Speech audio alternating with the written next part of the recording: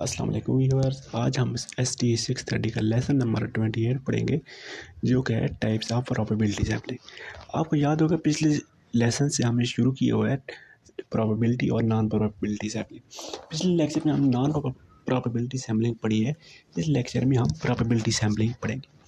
Probability sampling क्या होती है, पहले मैं आपको इसकी डेफिनेशन बता देता हूँ। प्रोबेबिलिटी सैम्पलिंग ऐसी सैम्पलिंग होती है जिसमें हर एलिमेंट को सैंपल में सिलेक्ट होने के लिए बराबर चांस दिए जाते हैं। प्रोबेबिलिटी सैम्पलिंग ऐसी सैम्पलिंग होती है जिसमें हर एलिमेंट को सैंपल में सिलेक्ट होने के बराबर चांस होते हैं और वो हमें पता होते हैं। तो चलें इसकी टाइप्स की तरफ चलते हैं। इसकी जो 7 टाइप्स हैं उनका हम बारी बारी डिस्कस कर लेते हैं। सबसे पहले है जी simple random sampling. Simple random sampling सबसे आसान और सादा किस्म है। इसमें होता क्या है कि हमारे पास जितनी भी पॉपुलेशन होती है उसमें हम रैंडमली जिधर से हमने किसी भी जगह से हम अपना सैंपल सेलेक्ट कर सकते हैं।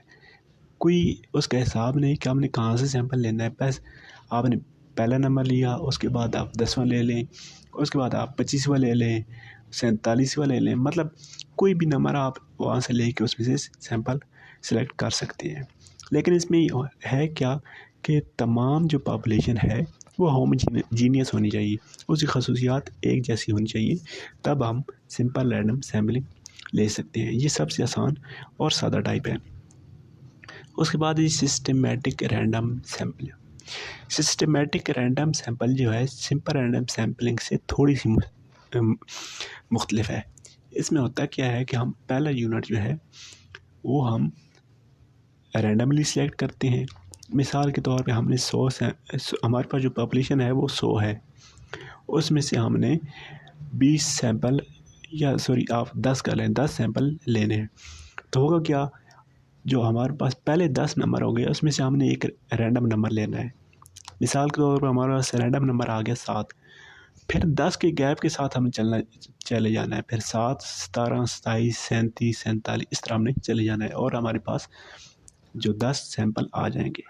ये इस तरह सैम्पलिंग की जाती है। उसके बाद है स्ट्रेटिफाइड सैम्पलिंग। ये तीसरी किस्म है।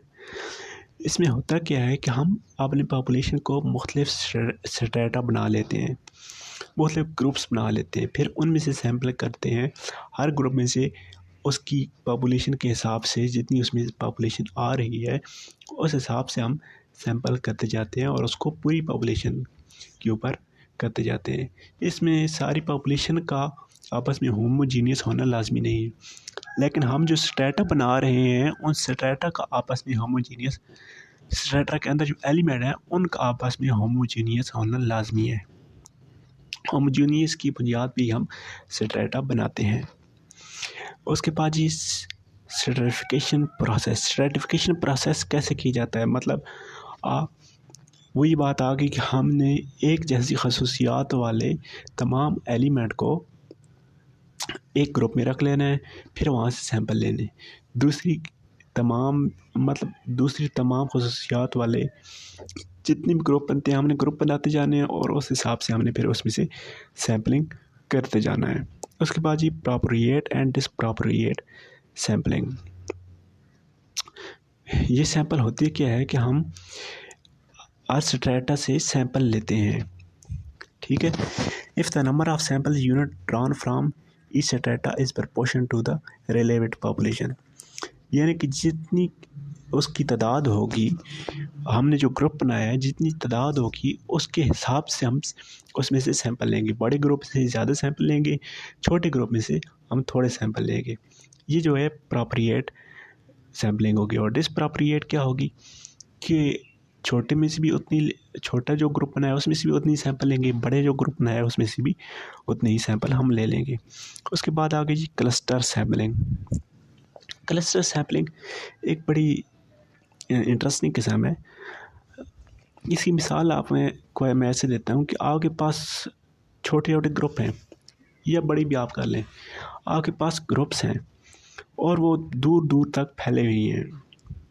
मिसाल के तौर पर आप पाकिस्तान से अंदाज़ा लगा लें, पाकिस्तान के तमाम स्टूडेंट्स से आपने सैम्पलिंग लेनी है। तो आप देखते हैं कोई लाहौर है, कोई कराची है, कोई हैदराबाद है, कोई क्वेटा होगा, पेशावर, मतलब दूर दूर है। तो आपने करना क्या है कि आप देखते हैं कि एक जैसे खसूसियात वाले आपको सैंपल ले लेने हैं, सैंपल एक जैसे खसूसियात वाले आपने ग्रुप बना लेने हैं, ठीक है। और आपके पास जो करीबी ग्रुप होगा उसमें से आपने सैंपल ले लेने हैं, आपको दूर जाने की ज़रूरत नहीं पड़ेगी। तो इस किस्म की जो सैम्पलिंग हम करते हैं उसको हम क्लस्टर सैम्पलिंग कहते हैं। उसके बाद ये डबल सैम्पलिंग। डबल सैम्पलिंग क्या है? हम सैम्पलिंग करते हैं पूरी पॉपुलेशन में से, उसमें से सैंपल लेते हैं, वो बड़े बड़े हमारे पास सैंपल आ जाते हैं, उसमें से फिर हम दोबारा सैम्पलिंग करते हैं और छोटे छोटे सैंपल लेते हैं, इसको हम डबल सैम्पलिंग कहेंगे। उसके बाद what is appropriate sampling design. A researcher who must take decision concerning the most appropriate sample design, मतलब वो कौन सा डिज़ाइन सेलेक्ट करेगा। उसके बाद डिग्री ऑफ एक्यूरेसी इसमें शामिल है कि हमारे हम जो सैंपल ले रहे हैं, पहले बड़ा सैंपल लिया, उसमें से छोटा सैंपल ले लिया, वो कितना एक्यूरेट है, वाकई उस पॉपुलेशन को ज़ाहिर कर रहा है। उसके बाद रिसोर्सेज हैं कि हमने रिसोर्सेज भी देखने हैं कि हमारे पास क्या क्या रिसोर्सेज हैं, उस हिसाब से हमने फिर सैम्पलिंग करनी है।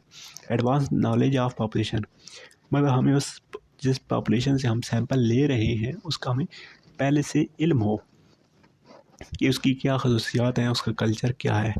उसके बाद national versus local project. Geographically proximate of population elements will influence sample design, मतलब जितने ज़्यादा सैंपल फैले होंगे वो उसके डिज़ाइन पे इफ़ेक्ट करेंगे, इसलिए हमने इस चीज़ का भी ख्याल रखना है। नीड ऑफ स्टैटिकल एनालिसिस, हमने जो सैंपल लिए हैं उसमें जो एनालिसिस करनी है उसकी कितनी ज़रूरत है और हमने कहाँ कहाँ कैसे उस पे अपना एनालिसिस करना है, उस पर कैसे तज्जिया करना है, ये चीज़ इसमें बता रहे हैं। तो चलिए हमारे ये टॉपिक प्रोबेबिलिटी और नॉन प्रोबेबिलिटी टॉपिक ख़त्म हो गया। नेक्स्ट लेक्चर में एक नए टॉपिक के साथ मिलेंगे। टेक केयर, अल्लाह हाफ़िज़।